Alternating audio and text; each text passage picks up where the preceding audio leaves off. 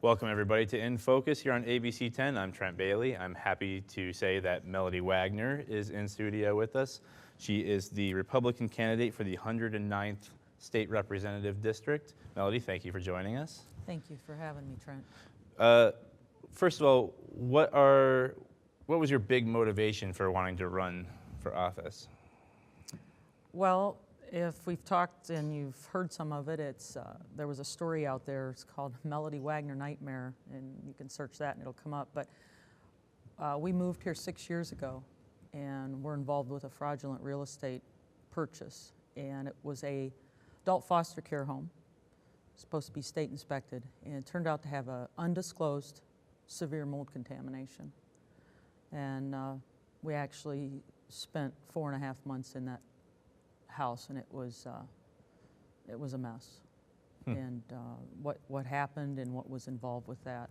And the story that ran was limited due to the entities involved. What we found was numerous entities, government and business, local business, was running at inept and ineffective manner, and unresponsible practices were done everywhere.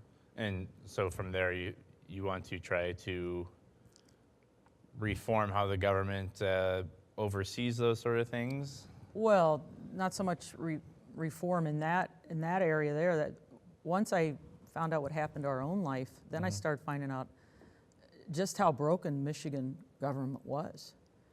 I had no idea. We moved here from Wisconsin, and I was a farmer most of my life, and the wool was pulled over my eyes, so to say.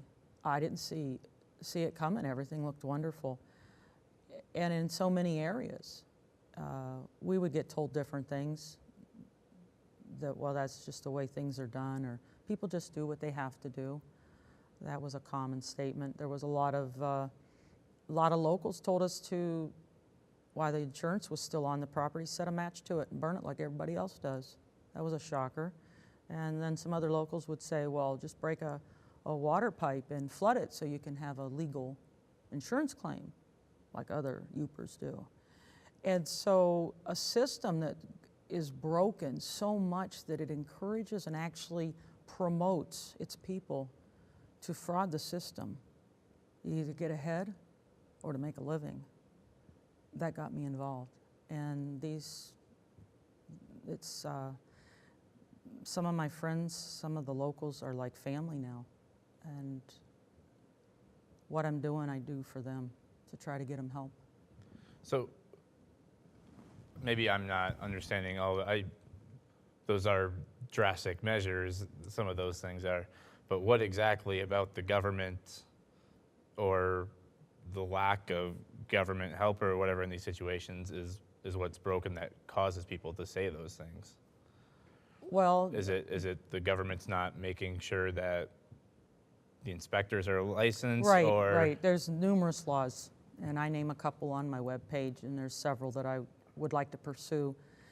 This state's like no other state, and I've lived in 3 other states and was successful in those states.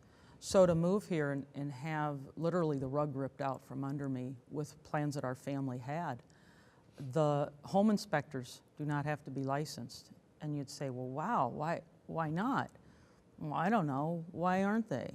So once you start delving into that area, then that brings in the real estate. Then you find out how powerful the real estate PACs and how that system works. And you find out how you just keep finding out more. You find out how much tax money comes in from real estate sales. That's a huge one. The state was involved with that home purchase. Just in one area there, I didn't have the fight in me at the time, and I'm trying to think of the year, 2015-16, my life fell apart even more with our family. And it was drastic enough, you get a letter back and you know that you know that in other states you can file a FOIA, and here they haven't even heard of what FOIA is. And you go, well, Freedom of Information Act, and you're just like, okay. And it gets scary when some of the locals have been lied to their entire life. They've been led to believe this is how it's done. And so then I'd get with law enforcement and get, what's going on? And hey, we're 25 years behind here. And you start going in some of the areas, and it's not that we don't have good quality workers here in some areas. We just aren't up to speed. They might be up to speed downstate in some areas, but up here in the UP, some things were left go. Is that something that you've looked into at all, about the differences of how things are done down there compared to up here? Well, I did notice in the adult foster care homes, and this could have been a few years ago, and when the FOIA was denied me from the state to find out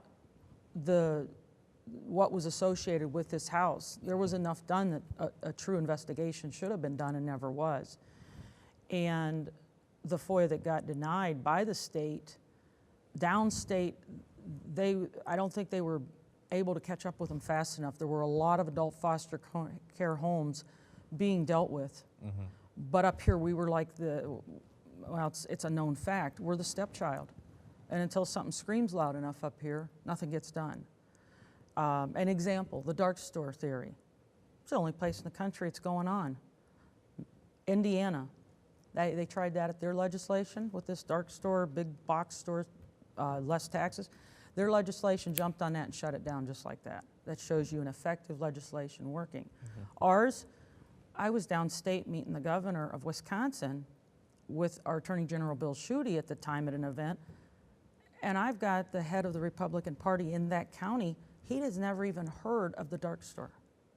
This was just several months ago. Well, it was something that was passed through the Michigan House of Representatives. Well, it was really just in the UP though. The dark store was just happening. No, in the I know UP. that's where it affected, but I believe the bill passed the House. It just didn't even get brought up in the Senate at all. Yeah, and that I've been in so many other areas. I'm not sure where that stands right now. I did see an article, and I'm not sure how old it was. I make a statement there, and at this point, my family has been devastated to the point where I'm not afraid of anything anymore. The threats, okay, so my life's been threatened. So I'm not afraid anymore. So to call out the legislation and the attorneys running this state, and the attorneys are running this state, because there was a letter put out on the dark store, and 200 attorneys jumped on board to make money off of companies to try to get their taxes lower. Those are facts. When you mix in the attorneys and the legislators and the lawyers in this attorneys, legislators, and lobbyists, and the lobbyists here, this state is like no other. We're rated last in the nation. So once I would find out one thing, like home inspectors, and then I'd go over here with real estate. In what? Our state here, it's last in a lot of things, but especially what affects the government not working in numerous areas, in accountability, transparency, and ethics. Okay, yeah, right. Yeah. You can't get no lower. Mm-hmm. And so when you learn something, and just to jump around, like the Flint water crisis. Mm-hmm. I talked to somebody that was, right at the top of that, getting that story brought out, mm-hmm. and trying to find some accountability, some satisfaction, and at least not having somebody else go through what our family did. And their statement was it took an act of God to bring that story out. Mm-hmm. And that's basically what it was, because of so much going on and people not doing their job and not held accountable. Mm-hmm. Okay, so what do you think would be, if you were elected to the 109th district, is changing the FOIA laws on transparency one of your top priorities then? Number one. Number one? Number one. Hold them accountable down in Lansing, but they need policed. Our legislators need policed. Mm-hmm. You're going down there to represent for me, it's 90,000 people. Maybe 25,000 have been represented. The other 70,000, they don't know what a representative even is. They don't know what the function is. They don't understand legislative. I find out through different areas as I go, more than a lot of folks even find out living here their whole life. And I call it the mushroom state, as many do. They're fed, and I've dealt with crap a long time, farming. So crap runs downhill. Mm-hmm. So if it's at the top, it's at the bottom. And it's a mushroom state. They've been feeding folks crap and keeping them in the dark. Literally, that's what it is. And you meet folks and you go, oh, well, this is the way it is. And you just got to go, well, no, it's not like that. So the FOIA laws, yeah, there are none for the top. Michigan, Massachusetts, I'm not sure if there's something going on right now where they're bringing them up to speed. Last I knew, Massachusetts and Michigan were the only two states where the governor and the lieutenant governor isn't accountable to nobody. You know, that just can't be. The state is not functioning properly. And if I look at this now that happened to me as a gift to the folks that I can work now to help them beat through some red tape and get something done. And then some people say, well, there's so much red tape, you know, like with DOT, with laws and governing trucking and stuff compared to Wisconsin, and that's where we come from. Yeah, there's stuff here it's just like, this is the only state doing something like this. Are you kidding me? So when you meet somebody and they've given up hope, some folks turn to drugs, some folks turn to something else, and a lot have turned to suicide. And I'm going to continue fighting. I'm going to continue standing up for what's right and get folks representation. And you mentioned drugs right there, and I know on your website there was a page that was about drugs on there, and well, you didn't have too much filled out on there, but what I think the biggest thing in Michigan right now is the opioid crisis. Yeah. Is there anything that you, what would be like some first steps that you would try to work at to try to curtail the crisis? Yeah, and I apologize. My campaign, I'm competing and running myself, and it's grassroots, and do not have the backing, and because I didn't take establishment, I'm not taking any establishment money, lobbyists, special interests, PAC money. And the fact that I've made that decision, because that is what is making our government inept and ineffective down there, is it's just this penetration. Anyway, back to the drugs. Well, hang on. Do you think that in Michigan for election laws they should outlaw any PACs and that sort of thing? Well, I do totally agree, and it's a step, and not to even put a plug in for our Attorney General running for governor here, but he at least is addressing it. And when I saw he had an 8-step plan on his site, it might still be there, I don't know, I haven't been on there lately, but at the time I met with him and met with the governor from Wisconsin, Scott Walker, I was like, and then I saw Mr. Schuette again, and I've called him out on a few things, like, hey, we got criminal element here, you know, I've been a police officer, I understand law, let's do something about this. You know, I've said about the car insurance, I've actually told him about that, but he has an 8-step plan, and there's 8 steps on there, and one of them is, that there's going to be distance between, I can make this point, that there's going to be distance between a lobbyist, lobbyist is down there,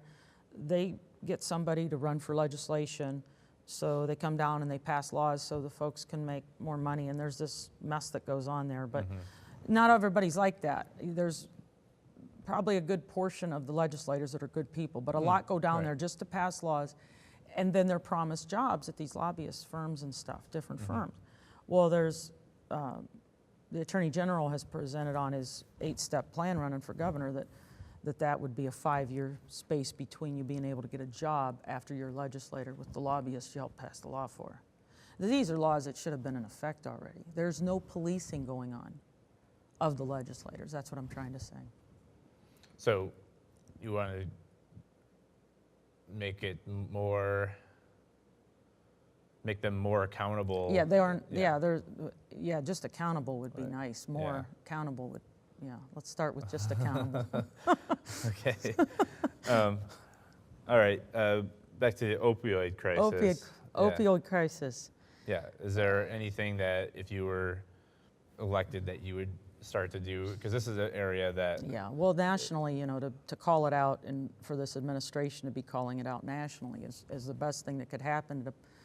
When we've said for years, we've watched commercials with drugs on there, and most of the elderly I talk to know this is just like a drug-pushing nation.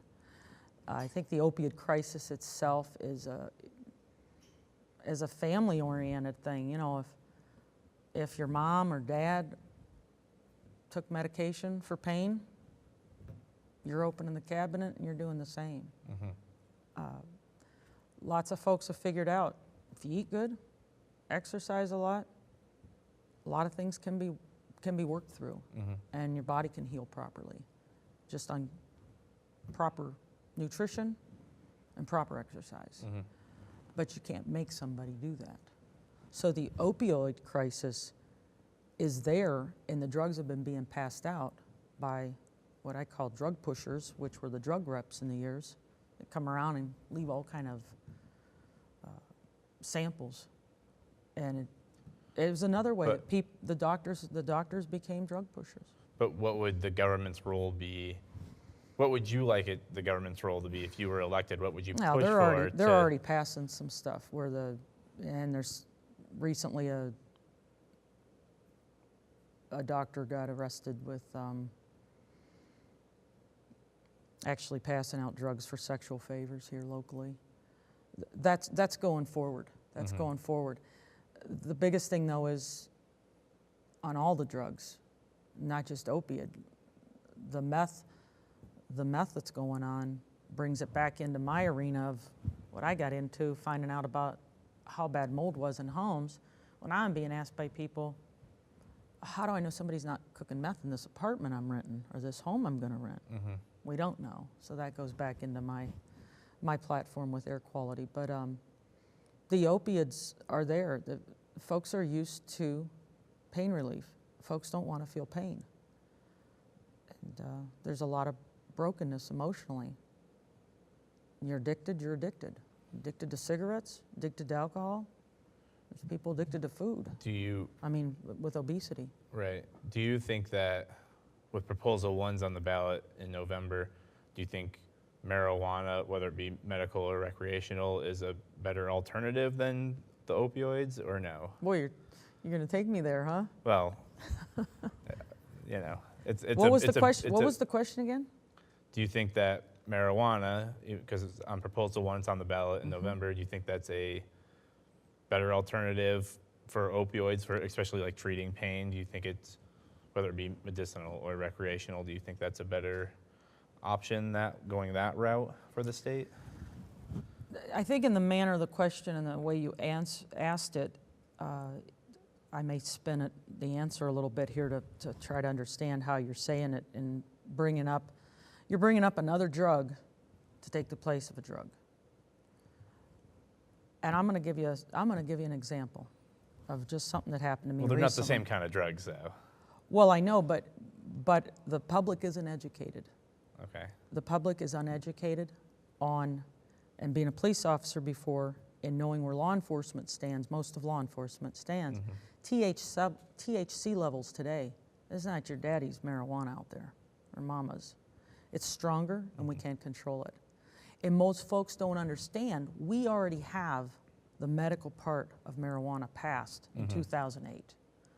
And I meet folks at church, little old ladies. Well, I hear that's good for seizures. And it may get passed just on ignorance. It is not. I took a stand on it in 2016, and I'm not afraid to weigh in on it how I feel. I don't believe it's going to move Michigan forward in any area. I think it will hurt us terribly should they pass it. We already have an issue, especially in the UP, getting folks to work and testing negative to be able to handle any kind of equipment or the like for a manufacturing job. So to go to the opiate and try to answer your question, Well, of being on a pain medication, and now you're going to take it. What I got to say for that is it is medically available. mm-hmm. Go find a doctor who prescribes it medically and go get it and see if it takes the place. Well, but we've seen in other states that have legalized marijuana, where the other drug abuses like opioids and other harmful drugs, those numbers start to drop. Which states? I'm pretty sure, definitely Colorado, and I'm pretty sure Washington. Yeah, have you studied Colorado's problems since they legalized marijuana? Well, I know that they've had a few different things, but I didn't mean to ask you no, the question. no, it's fine. It's fine. I know that they've had more crashes and car Yeah, accidents and stuff like that. 66% increase in traffic fatalities associated with drug driving. Yeah, but their population's also gone up, and it's not just Yeah. because of weed smokers. I said to your opponent the other day is that their population every couple of years is like adding the number of people, like their second or third biggest city. So the population is driving in, and it's not just weed smokers, and that helps the economy overall. It's not going to help the economy of Michigan, I'll tell you that right now. We're hurting too bad. It's not, if people think they're going to pass this and it's going to bring us taxes and everything's going to be wonderful here, no, you're going to have another legalized drug just like alcohol and cigarettes. If you look at just cigarettes alone, they've gone up in the last several years under the past administration from I think 16% to I believe 22% now of young people starting to smoke cigarettes again. So we are starting to make an impact. And we know how bad cigarettes are for you. I don't even understand why they're out there, and most of the people I talk to that are addicted to them with, I think, 37 or 38 carcinogens in them. How is that even out on our market for our people to be addicted to something that's that dangerous? Well, See, I've never used drugs. Yeah. I've never even tried marijuana. I don't mind saying that on there. I turned down a job with DEA because I was told that I'd have to dabble in drugs. Yeah. So you're talking to somebody that, no, I've met too many good people, and most of our elderly, I'm old school. We're going back to the basics. We're going to turn this state around. Right now, Colorado has an uncontrollable homeless population problem. What's going to happen in Michigan should that pass? Again, much higher population since it's passed, so Well, of we course keep- all those numbers are going to go up. Yeah. And there's always going to be a downside to things. But you're talking about how harmful that alcohol and cigarettes can be. Sure. What would you say about the studies that say that marijuana is far safer than alcohol and cigarettes, especially over long periods of time? Okay, somebody tried to talk me into this recently, and they invited me to a little cookout party. And I watched a family. I'm not trying to talk you into anything. I'm just asking a question. You won't talk here. me into Yeah. anything. I watched a family, and I watched this fella, about 30-ish, drinking a beer, smoking a cigarette, and I looked right at him and I said, "And you already smoked some weed too, didn't you?" "Yep." Is see, that's not my idea of recreational. Now, if that's something, see, that goes outside. You just want to party and do weed? Party and do weed. But we have a problem in this state in so many areas. You're going to add to that problem. And if you think for 1 minute it's going to bring in tax money, I've got people screaming about where's the money, helping education from not the casinos, that's a whole nother mess, but the lottery. Where's the monies from that lottery?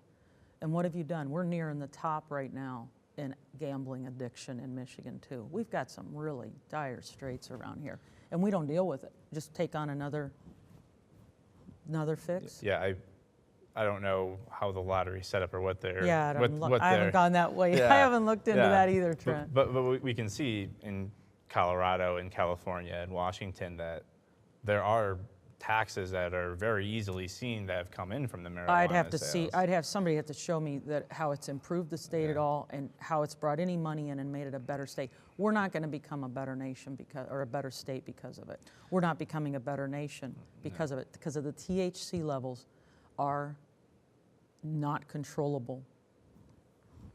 Okay. Can't control them. You got too much. I don't know anything about how to control it. You got some hot weed out there. That's what I'm saying. I don't know anything about how to control it, so I'm too busy with. I've got like 10 others that have taken the place. But you've got good growers around here that are growing the proper medicinal part, and it's available. We have an issue with psychiatrists, physicians, psychologists up here. Maybe we need more doctors that are into this, and that's their field. That's not my field. I just know what addiction does to people. I meet so many folks, and they'd love to not smoke anymore. They'd love to not be an alcoholic anymore, and really they'd love to not be token on that weed and not being able to articulate raising their family properly. All right, I'm going to switch up a little bit because this area is pretty bad in the state when it comes to income loss and wage loss. and I know on your website that you said that higher paying jobs is an issue for here, and I think that's what every candidate in this area should be focusing on, at least some aspect of it. If you were elected, what would you want to do, or what were the first steps that you would do to try to get some more high paying jobs in the area? Boy, you've got to pay more, but then that puts the strain on who's ever supplying the job. Mm-hmm. And there are good paying jobs out there.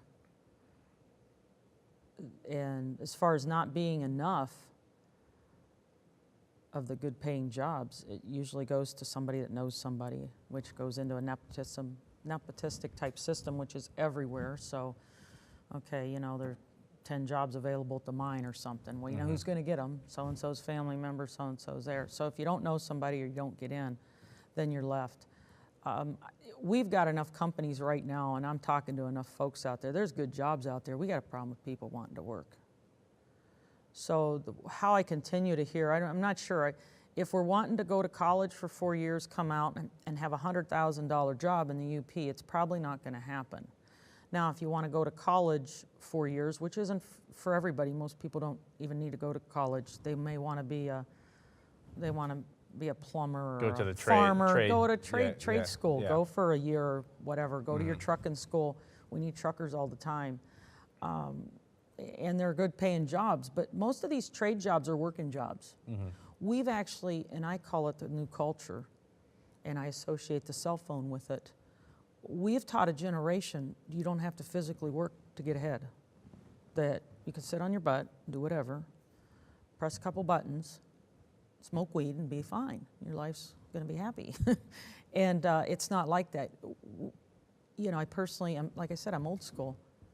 I don't know anything but hard work. And when you have that work ethic to go out and get a job and save up, it creates a different person. And we've got an area I've come to find that's, I think we're the highest recipient of assistance. And I don't know the exact numbers, but by far the highest in actually the town I'm living in. And a high number of people that get, that were helped or affected by Obamacare and the expansions of Medicaid and that sort of thing. So, we're teaching people not to work. We're teaching them the money's available. You just go sign up and get it. Now, we passed something here just recently with, it's just going into effect right now, and it was a complaint. It's a complaint out there, and it's sad. And, you know, how many, I'm hearing about disorders I didn't even know were out there. So to not, they don't want to work. So if you were elected, what would you do to change this? Continue on what we're doing right now. You've got to teach people to work again. You've got to teach work ethic again. Obamacare, Obama culture came along, and you get a free phone, and you get 4 years of college, and we're going to make sure that you get the financing to get to college. Then they came out, they're $50,000 to $100,000 in debt. Yeah. Wait, where did they get a free phone from? Well, you don't remember everybody getting a free phone? No. Everybody was getting a free phone. No. Oh yeah, they were getting free phones. Oh, that's weird. Yeah, you didn't know they got free phones? No. So I was getting out of high school when he was elected, so I should have got a free phone, but I never got one. You probably were in a different. There was free phones being passed out. So because everybody deserved a phone, like the same thing. Everybody deserved to buy a house, no money down, like $500 or something, you get a house. These folks don't know how to own a house. They don't know how to manage anything to own a house. The old school way. Well, I think the mismanagement of money, whether it be student loans or home loans or anything like that, goes more into high school curriculum than it does the government and their interest rates and the loans that they're doing. And does our high school curriculum still have consumer economics? I talked to a kid at the checkout counter here the other day. You can answer this question better. How old are you, Trent? I'm sorry. I'm 29. 29. He was like 24. When I was a senior in high school, I took a math class that was like the last math class I needed to graduate. I just needed one semester of it to graduate my senior year. and I took this class that was kind of like a throwaway math class for me at that point, because I already been through algebra, both the algebras and geometry, and started trig and everything. But I needed one more semester, so I took this, and it was the only class that I had taken that had how to balance a checkbook, how to calculate loans, how to do all this stuff. But most people don't even get to that class. It's not even required. No. See, we had consumer economics. We had that. I mean, I knew how to balance a checkbook when I was on my own at 19 and was doing so and supporting myself by myself with a job. Yeah. Now Obama made not to slam the last administration, but I believe that was passed where you could stay at home and be on your parents' health insurance and car insurance. It extended the limit from, I think it was 21 to 26. Yeah. 26. Yeah, we both understand that. Did that help our kids be independent or go out and I call it the culture of dependency. It's like they formed a generation of kids dependent that normally would be out getting a job on their own and starting out at starting pay. It's not bad to start out starting pay at a $10 an hour job. But now you've programmed these kids to, okay, you get 4 years of college and you deserve to come out and have a big paying job. Oh yeah? All of our generation, my generation, my generation worked at the little job first. Right. You know, I remember my first little job off the farm. But there are obviously some differences here in the cost of college back then compared to now, the minimum wage back then compared to now. Like, these are apples and oranges when you start comparing these things. And in the UP here, what makes it so different? And I think the biggest thing about the age going up to 26 for staying on your parents' insurance was a lot of kids are still in school until early 20s, and then once they get out, not a lot of people are finding jobs immediately after school or after they graduate, and that's why there's a lot of college graduates that are working at a drive-through somewhere flipping burgers. I meet them regularly. Yeah, and so that's more of a thing that I think was trying to help people, that they weren't going to get more debt slammed on top of them right when they get out of school. Yeah, well, that's what I personally think. I don't know how effective it is that started that. Yeah, I don't know where to go with that right now. No, I just know that a culture and a generation took effect. I thought you knew about the cell phone thing there, but it was just expected. Well, we get this, now we deserve that, and we deserve that, and then they start calling them. These are complaints from mostly elderly, my age, older. I hear it every day. They are so sick and tired of this. You know, the programs of early age, I think it was in '64 when they first came out with programs to help. They were a hand up. They were to let you get through a season of time, maybe a heartache, death in the family, loss of a job. Something happened. Your house burnt and you didn't have insurance. Something happened and you didn't have any funds set aside. Most of the people I meet, they're living paycheck to paycheck if they have one coming in. But then there's the group that's over here, and take the parties off the table, and that's what I tell people. Take the parties off the table. There's a working class of people out here, and they're sick of people over here that call it benefits. You don't work long enough, there's no benefits. This is entitlement programs, and the more they get, the more they want, and they want to stay on it. So the new program that just got passed, and I would want to pass these kind and continue in this direction, and they have to be re-educated to physically work, whether it's stand behind the counter and flip burgers or whatever. But we've raised them that, well now, and nothing, please forgive me, this is nothing against anybody who has a legitimate issue they're going through. There's help out there, there's counseling out there, there's groups out there. I support NAMI. You have a mental illness and you're disabled totally, you've got a mental illness and you're disabled totally. But if you got anxiety because something bad happened in your life, I wouldn't be working today if I didn't believe in healing from what you've gone through. You heal, you get up, you move on, you move forward. And I hope I bring that. I've got a lady that blessed me recently, And I practically cried with her as she told me I knocked on her door on a really crucial time. And just reading my literature, and I wrote that myself, and it encouraged her so much that she's moved forward and has her own business going and everything, and actually was awarded something from our Congressman Bergman. So to get blessed, and she was blessed just by me caring and asking about her life.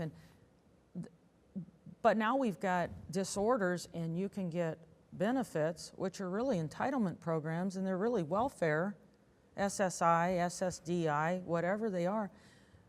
And they're walking, talking, everybody's fine. I had a lady the other day go, well, I got this and such disorder. And I go, oh yeah? I ain't even heard of it.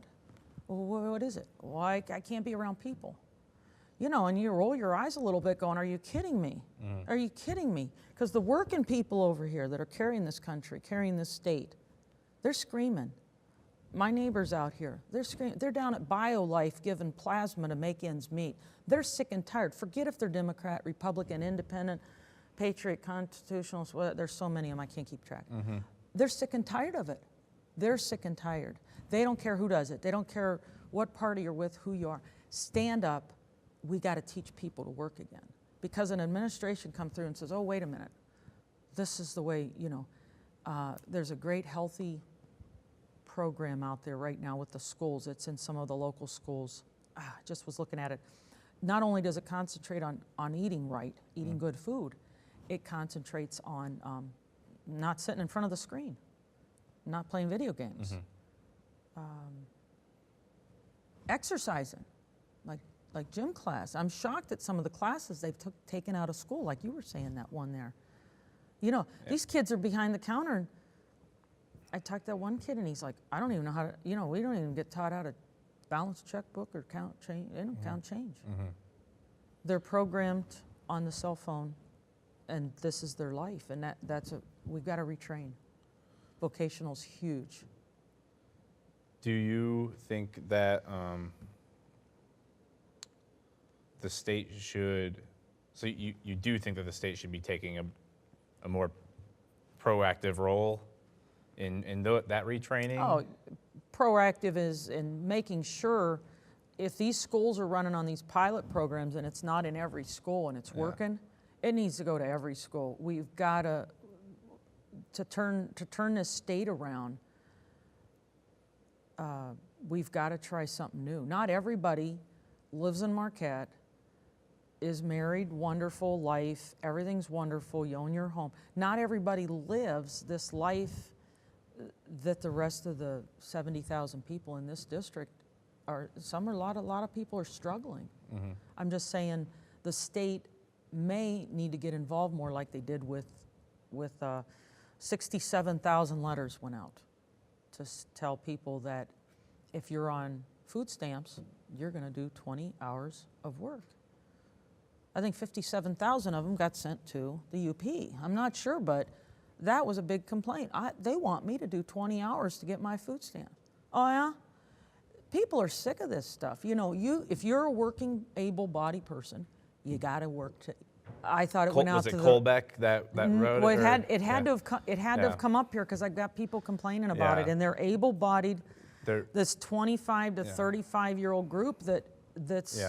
They're claiming a disability. Like I said, if you got legitimate. Well, that happens across all age groups. Most everything. That happens. Yeah. And it's been happening for longer than. Just the last 10 years. It's something that's been going on for a long time, and there's always going to be people that slip through the cracks abuse the system. Yeah, well, right. the working people are sick of the ones falling through the crack, abusing the system. And if I can, let me not retract, but just go into this a little more.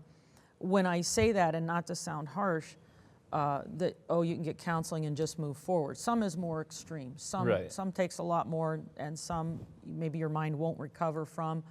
And something has happened in your life to where there is an imbalance, whatever. I'm not a doctor, I'm not a physician.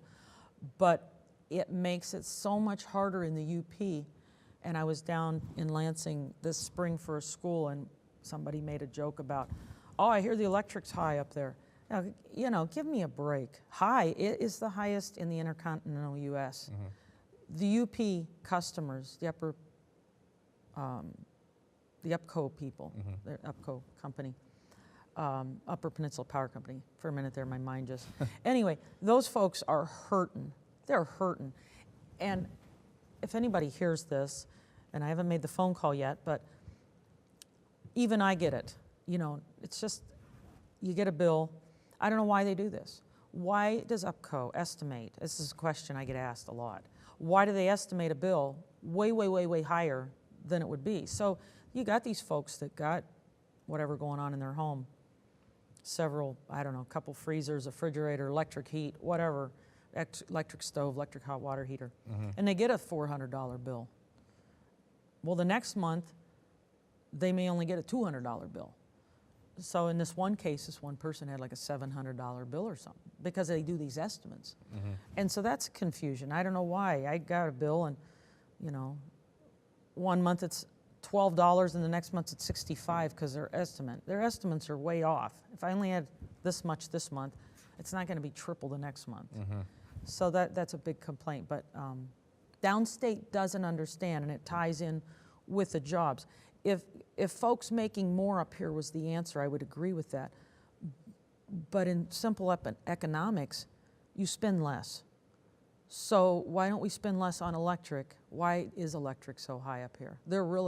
I've been told several reasons, and I still don't know exactly what the right one is.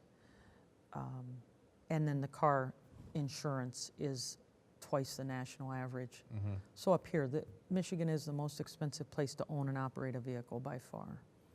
Okay, so kind of pivoting to car insurance, what would you do if you were elected to try to curtail this? What would be something that you do to try to bring down those rates across the state? Well, we've got, I think Bo LaFave has the bill out there. I'm not sure if he's a sponsor on it. I think it's 2013. And it deals with fee schedules.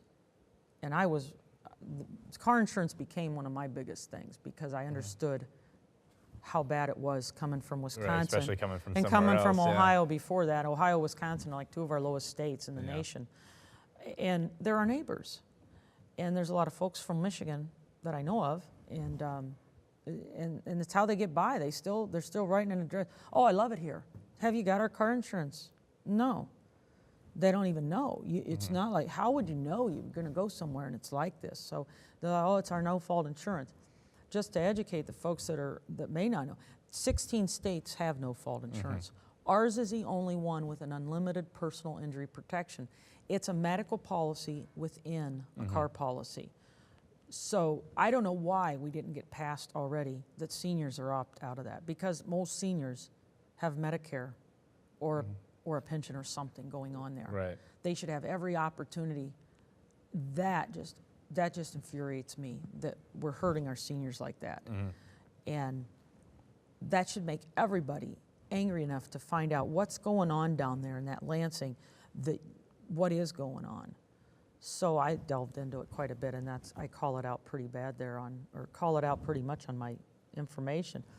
You've got the trial attorneys making so much money off of these injuries, and the medical facilities can charge whatever they want. That's the basic part of it. There's an uncapped medical part. I talked to somebody the other day, and their mind was in the area of, this is great insurance. It's not bad for me. I said, are you married? Yeah. Own your home? Yeah. Live in Marquette? Yeah. Oh, that's nice. Credit's good? Oh, yeah. See, they don't notice it much because they've been paying it forever. So they get that group to stay over here in this arena saying, oh, it's great insurance. Yeah, it's Cadillac insurance. It's the most expensive out there by far. But say you're single, divorced, widowed, especially women are being discriminated against. I don't know why we're not jumping right through the ceiling on this one. But say perhaps you have bad credit, or you have to rent, or you live in a different zip code, right. I wish those were coming off the table too. That shouldn't be. I'm a firm believer that your car insurance should only be based on your driving record. So, I don't know. I think they might be out of session for the rest of the year, except for the one lame duck session in the House right now, which is where Bo LaFave is, as you mentioned him. And if nothing passes there, then they'll have to reintroduce something, is that something that you would get on board absolutely. with? They know how much I'm on board. Yeah. I would like to, to make the bill totally perfect. But how do you start with something that's so infiltrated with the destructive workings down there? I want to use the C word, but people hate when you use that corruption word. But I just said it, so it's out there. Yeah. I say it every once in a while. Too late. Inept and ineffective governing. And that's not to blame the legislators as much as the system that's been allowed to go unchecked down there for so long. So I just feel privileged to be here at this moment and, to take what happened and move forward and have the passion. I'm so passionate about trying to get people's rights, and I know that I'll be able to work with Bo, with the group that's trying to get this done. I won't be a no vote going down there. That's what the 109th District needs to know. I'm going to be a yes vote. Our people need some relief up here, and this is the biggest area we can get them relief. It's estimated up to $1,000 a year, and it's going to be a lot more for the folks that are single, renting, and might have issues with credit. Just recently, it was even a Republican admitted the driver responsibility fee was something they created. For what? Because we didn't have money in the state, or what? I hear about that a lot. I would like to still get that retro. I'd like to get that money back for folks as much as I want to get back any lost money in dark store. The Line 5 tunnel. How do you feel about the Line 5 tunnel? Are you happy with the tunnel compromise, or not so much happy with it? There's a lot of concern out there. I talk to a lot of people. There's a lot of concern out there that pipeline, shouldn't be running, needs replaced. I understand the propane. I think the number's up around 70%. We rely on. We rely on that pipeline heavily in the Upper Peninsula. I understand all that. I think it was a good compromise. I don't know if the public understands. This is something that's not going to get done for several years. Yeah, it's going to take like 7 to 10. 7 to 10, I think. So can we do any more protective measures right now that maybe aren't too costly, or is there anything we can do to protect that line right now while the 7 to 10 is going on? That's probably my biggest concern, and others that have said something to me. Yeah, especially if they're going to be drilling down there, if that's going to move the right, and that lake bed, that anchor drop or whatever that happened and damaged, or what, was that political? Probably, the timing of it, everything like that. But is there something we can do to cover and protect out why this 7 to 10 years? That's my biggest concern. Yeah, that's something I don't think many people have really addressed, is what's going to happen with it in the meantime. And I know they can't just shut it off, but you don't want to have any spills in the next 7 to 10 years, because that's going to make it 70 years old at that point, if not more. Right. So it's going to be aging, 10 years past what it is now, hypothetically, if it gets done in 10 years, So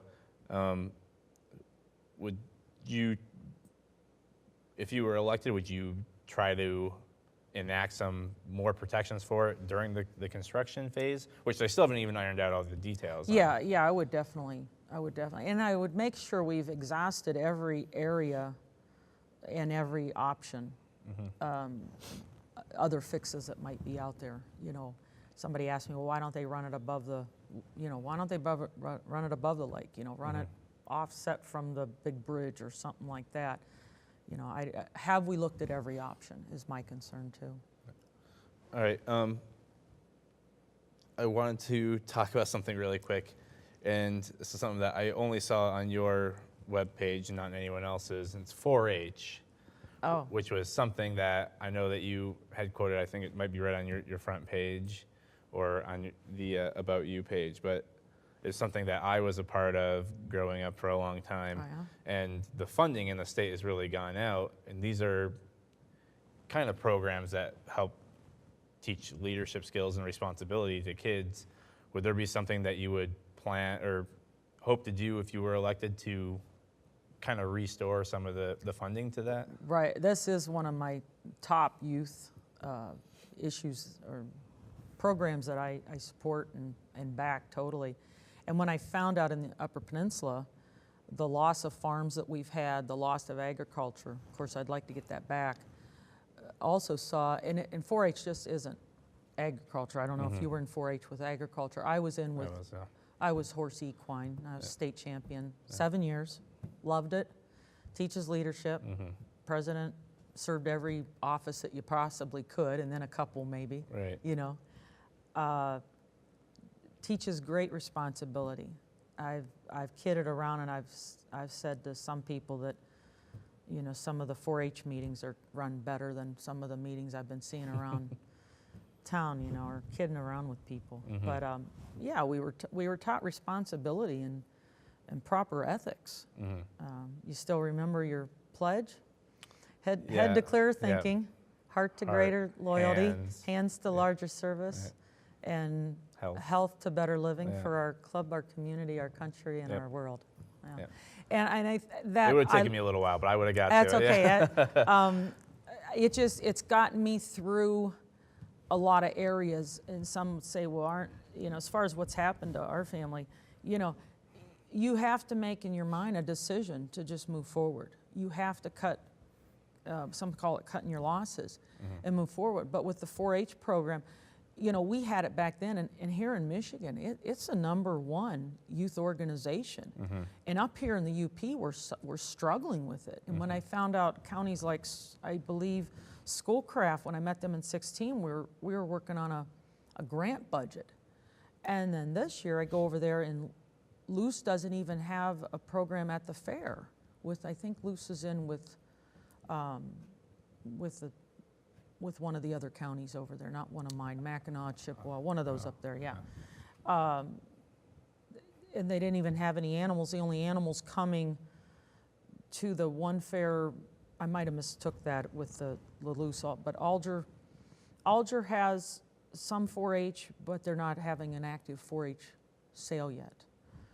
Now, Marquette County had an active 4-H sale, and I'm a huge supporter, so it got me the most expensive pig I ever bought in my life, and the most expensive turkey. I bought the reserve turkey too, and it was so exciting to be active in that auction, and to watch the kids, and they're taught which is a big payoff after a year's worth of work and responsibility. My daughter was 16, and from selling 4-H animals and babysitting and working at the corner fish fry, $3,300 saved up, bought her first car, had it when she was 16. So that's the kind of person I am. I'm work ethic. I really want to bring into this back to the basics mentality, and that cell phone we carry, I call it my dumb phone. I thought I had it programmed right, and you know, if I don't do everything perfect on it, I'll forget where I'm supposed to be at and what day, and that if I write it down on a note and pin it somewhere, I'm sometimes better off. But the cell phone has started a new culture, and I would love to try to promote 4-H in our other counties throughout the UP. I think it's a valuable program for kids, and it's younger kids all the way up to 18 years old are in it too. So it's not just animals. There are so many programs. We got, where I live out at K.I. Sawyer, there's a group that's a fishing group. That's just one I know because I'm local. Yeah, I did like archery and great. and shooting, and even stuff like woodworking, ceramics, like all different sorts of things on top of taking chickens and rabbits to the fair. And that's nice you mentioned shooting, because I'm trying to, and there's some folks interested and involved, I'm trying to find a rural area for an indoor shooting range. A lot of folks like to shoot, and we have so much winter up here, and love to see that. So maybe that's something that we could even bring about through maybe some 4-H monies or something. Yeah, if there was funding for it to start the club. Right. So we've been talking for a while. I want to ask you a couple more things before we get out of here, and these will go quicker. Okay. So we've already talked about Proposal 1 on the ballot. What about Proposal 2? How do you feel about that? Oh my, I didn't know you'd go to Proposal 2 too. Boy, that's a toughie. That's another one where folks just I don't know if it's the education or, they call it gerrymandering. And I looked into this, and because my district is missing 2 townships out of the county of Marquette, meaning Eshpeming and Powell, and I actually wrote it right into my literature to try to help folks understand what the area is, what the 109th entails. And somebody said, oh, it's gerrymandering. This is just the Republican Party, they're in power, and they're trying to get the votes from here, and blah, blah, blah, blah, blah. And I said, well, both parties have done it. Yeah, both parties have done it. And Right. I had it explained to me, and it makes sense, and I've told this to folks, and I'll repeat it here. The amount of population that we're losing on the west side of the UP, and if it is reflective of folks writing down a Wisconsin dress, still working over here, whatever, we hear that a lot. Whatever the reason is, we're losing population on the west side of the UP, and for this area. Ishpeming Township alone is like 3,100 people. You would have to take the whole west side of Marquette County. I think it's like 7 townships. Then they would be over in the 110th district. And so I see it as a population issue. I see it as we're just trying to figure out what to do up here. I have not studied it enough downstate to even comment on it. I don't believe that we're going to be further ahead taking, 13 people? It's 5 independents, Help me out here. 4 Democrats, 4 Republicans. Yeah. So yeah. Then yeah, who's going to 13. pick? Who's going to pick them? I'm not clear Yeah, on I'm the not- specifics of it, but Well- they've had these sort of things in other states that work decently. At the beginning, people Yeah. sue because, oh, well, I wanted to be in this district, Yeah. or so there are lawsuits that start out with these Yeah. things. I think But it's happened other places, and especially if you look at downstate, which I'm from downstate, Okay. and the district I'm in. We won't hold that against No, you. that's I appreciate that. The district that I'm in and like the 2 right next to it are wildly turning to get the population almost that they want. There's one that kind of goes right around Ann Arbor to get all the votes outside of Ann Arbor to make sure that it stays for one party, while the place near Ann Arbor is going to go to the other party. So that's like a smaller district. Yeah, that so it goes that right the around. gerrymandering would sound make more sense. Up here, there's only 4 districts, so Yeah. it's a much easier problem to see downstate. But I was just looking into it because there Yeah. are some districts downstate that Yeah, are very crazy looking. I don't know. I've met a lot of folks from that whole west side, and they all seem the same. I don't know if they were triggering or targeting any, not triggering, but targeting any special. It just looked like a population choice up here. And with the big spread out district like these ones up here, that very well could be the case. It made sense to take Ishpeming Township, and it comes down here, and sometimes I don't know. I gotta have my map out to know where the line is and where it isn't. Right. But there's 3,100 people there, and like I say, they'd have to take those 7. So that's how it works up here. But, I think that the folks that still vote, that still believe in the government, I hope to bring out folks that have given up on government, because I'm a real person. I'm not a politician. Well- I hope folks understand that. Right, And I think with this proposal too, if I forget, I won't get my thought out. That's okay. Is I'd rather see folks in it that are elected officials, the folks that still believe in voting, that come out to vote, that this choice would be made by people that were elected versus picked out. Well, The 148 versus 13. yeah, but the 13 isn't going to be the same every single year, and they're picked based off a certain criteria. I'm sure it's not just going to be a random picking, but all the time you hear people say, well, I'm not going to vote because it's not going to matter.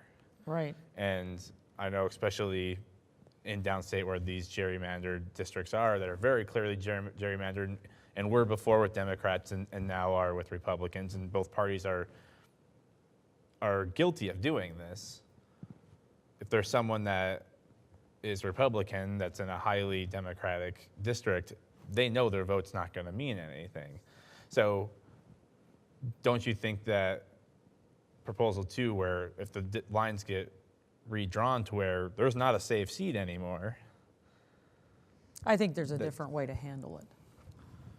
What would be a different way?